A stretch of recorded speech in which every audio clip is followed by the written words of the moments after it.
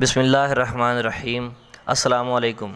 आज हम political science और कॉन्स्टिट्यूशनल लॉ का एक ओवरलैपिंग टॉपिक पढ़ने जा रहे हैं जो दोनों के सिलेबस में है और आपको CSS, PMS, LLB और LLM में हेल्प आउट करेगा। आज हम पढ़ेंगे प्रेसिडेंट ऑफ पाकिस्तान के बारे में कंप्लीट डिटेल के साथ कि प्रेसिडेंट ऑफ पाकिस्तान के पास क्या क्या पावर्स होती हैं और वो कौन कौन से फंक्शंस परफॉर्म कर सकता है। प्रेसिडेंट ऑफ पाकिस्तान के बारे में कॉन्स्टिट्यूशन 1973 के पार्ट नंबर 3 में उसके चैप्टर नंबर 1 में लिखा हुआ है, जो कि आर्टिकल नंबर 41 से लेकर आर्टिकल नंबर 49 तक है। इस टॉपिक को मैं सीक्वेंस के साथ हेडिंग्स को लिंक करके समझाऊंगा ताकि आपको याद करने में आसानी हो और इन्हीं हेडिंग्स के साथ आप पेपर में राइट कर सकें। तो चलते हैं टॉपिक की तरफ। सबसे पहले आप हेडिंग्स देंगे। सबसे पहली हेडिंग आप देंगे social status of president of Pakistan. अब आप इसकी एक्सप्लेनेशन में लिखेंगे कि आर्टिकल नंबर 41 की क्लॉज नंबर 1 के अकॉर्डिंग पाकिस्तान का एक प्रेसिडेंट होगा जो कि हेड ऑफ स्टेट होगा और रिपब्लिक की यूनिटी को रिप्रेजेंट करेगा। प्रेसिडेंट को हेड ऑफ स्टेट इसलिए कहते हैं क्योंकि प्रेसिडेंट को पूरे मुल्क के MPAs, MNAs और सेनेटर्स इलेक्ट करते हैं। अब चूँकि MPAs और MNAs को डायरेक्ट पब्लिक इलेक्ट करती है और वो मिलकर प्रेसिडेंट को इलेक्ट करते हैं, तो इसका मतलब यही हुआ कि इनडायरेक्टली प्रेसिडेंट को भी people of state he elect करते हैं, इसलिए प्रेसिडेंट को हेड ऑफ स्टेट कहा जाता है और वो पूरे मुल्क की यूनिटी को भी रिप्रेजेंट करता है। तो आर्टिकल नंबर 41 की क्लॉज नंबर 2, अब अगर हमने मुल्क के लिए प्रेसिडेंट को इलेक्ट करना है तो इसकी क्वालिफिकेशंस क्या होंगी, तो इसके लिए आप हेडिंग लिखेंगे qualifications for the president of Pakistan. Pakistan के प्रेसिडेंट का मुसलमान होना ज़रूरी है, इसकी एज 40 ईयर्स या उससे ज़्यादा होनी चाहिए, 45 ईयर्स या उससे ज़्यादा होनी चाहिए, 45 ईयर्स या उससे ज़्यादा होनी चाहिए, और वो नेशनल असेंबली के मेंबर्स की क्वालिफ़िकेशंस रखता हूँ, यानी वो भी उतनी ही क्वालिफ़िकेशंस रखता हो जो कि एक MNA के लिए रिक्वायर होती हैं। तो प्रेसिडेंट ऑफ पाकिस्तान के लिए वही क्वालिफ़िकेशंस रिक्वायर होंगी जो MNAs के लिए होती हैं। तो इसके बाद आप हेडिंग लिखेंगे electoral college of the president of Pakistan. Electoral college से मुराद है कि कौन कौन से लोग प्रेसिडेंट ऑफ पाकिस्तान को वोटिंग डाल के इलेक्ट कर सकते हैं। तो आर्टिकल नंबर 41 की क्लॉज नंबर 3 के मुताबिक MPAs, MNAs और सेनेटर्स जो हैं ये मिलकर प्रेसिडेंट ऑफ पाकिस्तान को शेड्यूल नंबर 2 के मुताबिक इलेक्ट करते हैं। अब आप हेडिंग लिखेंगे election to the office of president, कि प्रेसिडेंट ऑफ पाकिस्तान का इलेक्शन कब होता है, कैसे होता है, कौन लोग वोट डालते हैं। तो आर्टिकल 41 की क्लॉज नंबर 4 के अकॉर्डिंग प्रेसिडेंट की टर्म 5 ईयर्स के लिए होती है। तो प्रेसिडेंट की टर्म ख़त्म होने से पहले 60 दिन से लेकर टर्म ख़त्म होने से पहले 30 दिन तक, यानी प्रेसिडेंट के 5 साल पूरे होने का जब टाइम आता है, तो जब उसका सेकंड लास्ट मंथ चल रहा होता है तो उस मंथ में न्यू प्रेसिडेंट के लिए इलेक्शन होता है। लेकिन अगर वो इलेक्शन इस पीरियड के दौरान ना हो, यानी इस पीरियड के दौरान मिसाल के तौर पे नेशनल असेंबली जो है उसको डिसॉल्व किया हुआ है, तो प्रेसिडेंट का इलेक्शन जो है वो जनरल असेंबली के इलेक्शन के बाद 1 मंथ के अंदर अंदर होगा। आर्टिकल नंबर 41 की क्लॉज नंबर 5, इसके मुताबिक अगर किसी भी वजह से प्रेसिडेंट के ऑफिस की सीट वैकेंट होती है तो सीट के वैकेंट होने के बाद 30 दिन के अंदर अंदर इलेक्शन कंडक्ट करवाना लाजमी होगा। इसी आर्टिकल 41 की क्लॉज नंबर 6 के मुताबिक इलेक्शन ऑफ प्रेसिडेंट को किसी भी कोर्ट या अथॉरिटी के सामने चैलेंज नहीं किया जा सकता। अब स्टार्ट होता है जी आर्टिकल नंबर 42। ये बहुत शॉर्ट सा है, इसकी हेडिंग आप लिखेंगे ओथ ऑफ प्रेसिडेंट, यानी प्रेसिडेंट का हल्फ। इलेक्शन के बाद प्रेसिडेंट अपने ऑफिस में एंटर होने से पहले शेड्यूल नंबर 3 के मुताबिक चीफ जस्टिस ऑफ पाकिस्तान के सामने हल्फ उठाएगा। बस इतना ही इसके बारे में आपने लिखना है। अब हम चलते हैं आर्टिकल नंबर 43 की तरफ। आप हेडिंग लिखेंगे conditions of the president's office, यानी जब एक इलेक्शन में इलेक्ट होने के बाद प्रेसिडेंट अपने ऑफिस में आ जाता है तो उसके ऊपर कौन कौन सी कंडीशंस इम्पोज होती हैं, वो कौन कौन से काम नहीं कर सकता। तो प्रेसिडेंट साहब जब अपने ऑफिस में एंटर होते हैं तो उसके बाद वो 2 काम नहीं कर सकते। एक तो प्रेसिडेंट साहब कोई भी गवर्नमेंट यानी कोई भी ऐसी गवर्नमेंट जॉब नहीं कर सकते, कोई ऐसा काम नहीं कर सकते जिसका इनको मुआवजा मिले, और दूसरा वो प्रेसिडेंट होते हुए MPA या MNA की सीट पर नहीं रह सकते।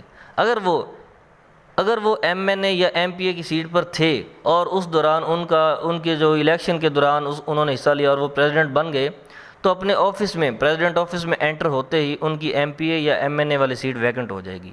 यानी वो एट अ टाइम एमपी और एमएनए और प्रेसिडेंट नहीं रह सकते, या वो एमपी या एमएनए रहेंगे या फिर प्रेसिडेंट रहेंगे। इसके बाद आप हेडिंग लिखेंगे जी terms of the office of president, कि ये कितने ड्यूरेशन के लिए होता है, प्रेसिडेंट का जो ऑफिस है कितने टेन्योर के लिए होता है और वो क्या क्या कर सकते हैं।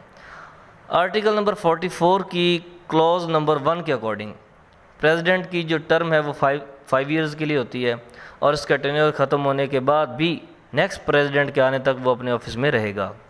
इस आर्टिकल की क्लॉज नंबर 2 के अकॉर्डिंग प्रेसिडेंट अपने ऑफिस में होते हुए प्रेसिडेंट के लिए री इलेक्शन भी करवा सकता है। मिसाल के तौर पे एक प्रेसिडेंट पहले से अगर वर्कआउट कर रहा है तो वो अपने ही टेन्योर में री इलेक्शन करवा सकता है न्यू प्रेसिडेंट के लिए। वो जो है वो मतलब कंसेक्टिव 2 बार से ज़्यादा प्रेसिडेंट भी नहीं रह सकता। अगर एक दफ़ा वो प्रेसिडेंट है तो नेक्स्ट 5 ईयर्स के लिए फिर से वो प्रेसिडेंट अगर इलेक्ट हो गया है तो उससे ज़्यादा वो नहीं प्रेसिडेंट रह सकता। तो इसी आर्टिकल की क्लॉज नंबर 3 के अकॉर्डिंग अगर प्रेसिडेंट साहब रिज़ाइन करना चाहते हैं तो वो नेशनल असम्बली के स्पीकर को रिटन फॉर्म में रेजिग्नेशन देंगे कि वो रिज़ाइन करना चाहते हैं। किसको? नेशनल असम्बली के स्पीकर को। आगे है जी आर्टिकल नंबर 45। अब आप हेडिंग लिखेंगे power to grant pardon. President साहब किसी भी शख्स को पार्डन यानी माफ़ करने की पावर्स रखते हैं। वो सज़ा को रिमिट कर सकते हैं, रेस्पाइट या रिप्रीव भी कर सकते हैं। अगर तो शख्स का जुर्म स्टेट के ख़िलाफ़ है, मसलन उसने वो टेररिस्ट है, उसने कोई टेररिज्म का एक्ट किया है, तो प्रेसिडेंट अपनी स्वाबदीदी से इसे माफ़ कर सकते हैं या इसकी सज़ा कम कर सकते हैं। लेकिन अगर उस शख्स का जुर्म किसी इंडिविजुअल या किसी फैमिली के ख़िलाफ़ हो, यानी इसने कोई कत्ल किया हो या रेप किया हो, तो प्रेसिडेंट साहब इसके वारसीन की मर्ज़ी के मुताबिक माफ़ कर सकते हैं। अगर वारसीन अपनी मर्ज़ी से माफ़ करना नहीं चाहते तो प्रेसिडेंट भी उसको माफ़ नहीं कर सकते। नेक्स्ट है जी आर्टिकल नंबर 46 आर्टिकल जो है ये शॉर्ट्स है। आप हेडिंग लिखेंगे प्रेसिडेंट इज़ केप्ट इन्फॉर्म्ड। तो एक्सप्लेनेशन में आपने लिखना है कि प्रेसिडेंट साहब को प्राइम मिनिस्टर साहब जो हैं वो स्टेट के इंटरनल मैटर्स और फॉरेन अफेयर्स और पार्लियामेंट की पॉलिसीज़ के बारे में इन्फॉर्म करते रहेंगे। बस इतना ही काफ़ी है आर्टिकल नंबर 46 के लिए। नेक्स्ट चलते हैं आर्टिकल नंबर 47 की तरफ। ये आर्टिकल प्रोसीजरल है। आप हेडिंग में लिखेंगे रिमूवल और इम्पीचमेंट ऑफ प्रेसिडेंट। इस आर्टिकल की क्लॉज नंबर 1 के अकॉर्डिंग प्रेसिडेंट साहब को फिज़िकल या मेंटल इनकैपेसिटी की वजह से रिमूव भी किया जा सकता है और कॉन्स्टिट्यूशन की वायलेशन पे उनको या फिर ग्रॉस मिसकंडक्ट की वजह से उनको इम्पीचमेंट भी की जा सकती है उनकी। अब 2 काम है, एक रिमूवल है और एक इम्पीचमेंट है। इम्पीचमेंट का मतलब होता है मुआखज़ा करना, जवाब तलबी करना। तो रिमूव उनको किस बेस पे किया जा सकता है? फिज़िकल या मेंटल इनकैपेसिटी की बेस पे। और इम्पीचमेंट उनकी की जा सकती है कॉन्स्टिट्यूशन को वायलेट करने पे या ग्रॉस मिसकंडक्ट करने की वजह से। क्लॉज नंबर 2 के मुताबिक दोनों हाउसेज यानी नेशनल असम्बली और सेनेट में से किसी एक हाउस के 1/2 मेंबर्स मिलकर रिमूवल या इम्पीचमेंट की रेजोल्यूशन को मूव कर सकते हैं। अगर नेशनल असम्बली के 1/2 मेंबर्स मिलकर रेजोल्यूशन को मूव करेंगे तो वो रिटन नोटिस देंगे नेशनल असम्बली के स्पीकर को कि हमें इस प्रेसिडेंट से कोई ना कोई शिकवा शिकायत है। वो रिटन फॉर्म में लिख के देंगे नेशनल असम्बली के स्पीकर को, अगर नेशनल यानी एमएनएज को अगर कोई मसला है तो। क्लॉज नंबर 3 के मुताबिक आर्टिकल नंबर 47 की क्लॉज नंबर 3 इसके मुताबिक अगर सेनेट में से 1/2 सेनेटर्स मिलकर रेजोल्यूशन मूव करेंगे तो वो written notice chairman of senate को देंगे और चेयरमैन ऑफ सेनेट जो है वो फौरी तौर पर वो नोटिस नेशनल असम्बली के स्पीकर को फॉरवर्ड करेंगे। यानी दोनों सूरतों में अगर नेशनल असम्बली में रेजोल्यूशन मूव हुई है प्रेसिडेंट की इम्पीचमेंट की या प्रेसिडेंट की रिमूवल की या सेनेट में हुई है, तो दोनों सूरतों में जो रिटन नोटिस होगा वो पहुंचेगा किसके पास? नेशनल असम्बली के स्पीकर के पास। क्लॉज नंबर 4 के मुताबिक speaker of national assembly notice की वसूली के बाद 3 दिन के अंदर अंदर इस नोटिस की एक कापी प्रेसिडेंट साहब को भेजेगा कि भाई आपके खिलाफ जो है वो इम्पीचमेंट या रिमूवल की रेजोल्यूशन चल रही है। क्लॉज नंबर 5 के मुताबिक नेशनल असम्बली का जो स्पीकर है वो नोटिस की वसूली के बाद अगले 7 दिन से लेकर 14 दिन के अंदर अंदर, मिसाल के तौर पे जिस दिन उसको नोटिस रिसीव होता है उसके 7 दिन बाद और 14 दिन से पहले, ये जो 7 दिन का पीरियड होगा इसके दौरान वो जॉइंट सीटिंग कॉल करेगा नेशनल और सेनेट की, नेशनल असम्बली और सेनेट की दोनों की जॉइंट सीटिंग कॉल करेगा। क्लॉज नंबर 6 जो है 47 आर्टिकल की, उसके मुताबिक वो जॉइंट सीटिंग पर प्रेसिडेंट के अगेंस्ट उस नोटिस में मेंशन किए गए ग्राउंड्स के बारे में इन्वेस्टिगेट करेंगे। कौन? जिन्होंने भी रेजोल्यूशन मूव की है वो लोग। क्लॉज नंबर 7 के तहत प्रेसिडेंट के खिलाफ उन्होंने जो ग्राउंड्स मेंशन किए हैं उस रिटर्न नोटिस के अंदर, उसके बारे में इन्वेस्टिगेट करेंगे। क्लॉज नंबर 7, इसमें प्रेसिडेंट को ये हक है कि वो चाहे तो खुद आकर जॉइंट सिटिंग के सामने जवाब दे और अगर चाहे तो अपना वकील भेज दे। क्लॉज नंबर 8 लास्ट है इस आर्टिकल की, अगर दोनों हाउसेज यानी नेशनल असेंबली और सेनेट के टोटल मेंबर्स की 2/3 मेजोरिटी इस रेजोल्यूशन को पास कर दे तो प्रेसिडेंट को अपना ऑफिस छोड़ना पड़ेगा। आर्टिकल नंबर 48, इसकी आप हेडिंग लिखेंगे president to act on advice of prime minister, कि प्रेसिडेंट को प्राइम मिनिस्टर और उसकी कैबिनेट के उसकी नसीहतों पर अमल करना पड़ेगा। इस आर्टिकल की क्लॉज नंबर 1 के मुताबिक प्राइम मिनिस्टर साहब या इसकी कैबिनेट अगर प्रेसिडेंट को जो नसीहत जो है वो सेंड करेगा तो प्रेसिडेंट इस पर अमल करेगा। प्रेसिडेंट साहब के पास अख्तियार है कि वो 15 डेज़ के अंदर अंदर इस एडवाइस को रिकन्सिडरेशन के लिए वापस प्राइम मिनिस्टर या उसके कैबिनेट की तरफ भेज दे। लेकिन रिकन्सिडरेशन के बाद ये लाजिम होगा कि प्रेसिडेंट साहब जो हैं वो 10 दिन के अंदर अंदर उस पर अमल करें, उस नसीहत के ऊपर। आर्टिकल 48 की क्लास नंबर 2, इसके मुताबिक प्रेसिडेंट साहब को जो पावर्स कॉन्स्टिट्यूशन ने दी हैं वो अपनी स्वाबदीद के तहत इनको यूज़ कर सकते हैं। इन पावर्स की यूज़ करने के लिए ना तो उनको प्राइम मिनिस्टर की एडवाइस की ज़रूरत है और ना ही प्रेसिडेंट को इस वजह से कॉल इनटू क्वेश्चन किया जा सकता है, और क्योंकि ये पावर्स उनको कॉन्स्टिट्यूशन ने दी हैं इसलिए वो अपनी इन पावर्स को अपनी स्वाबदीद के तहत यूज़ कर सकते हैं। उनको कॉल इनटू क्वेश्चन नहीं किया जा सकता, उनकी पूछ गुछ जो है वो नहीं की जा सकती इस बारे में, और ना ही इसके लिए उनको प्राइम मिनिस्टर साहब की वो एडवाइस की ज़रूरत है।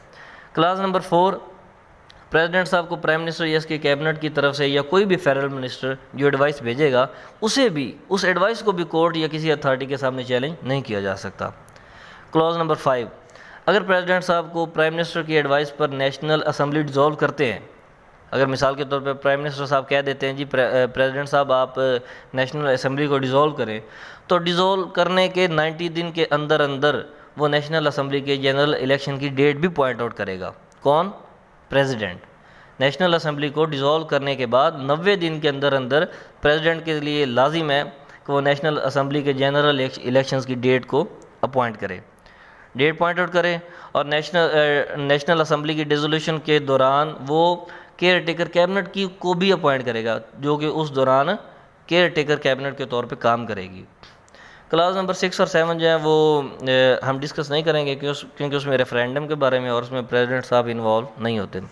लास्ट है जी आर्टिकल नंबर 49, अगर किसी भी वजह से प्रेसिडेंट की पोस्ट वैकेंट हो जाती है, यानी वो बीमार हो जाता है या रिज़ाइन कर देता है या रिमूव कर दिया जाता है या खुदा न खासा मर जाता है, तो इस दौरान सेनेट का चेयरमैन बतौर प्रेसिडेंट काम करेगा।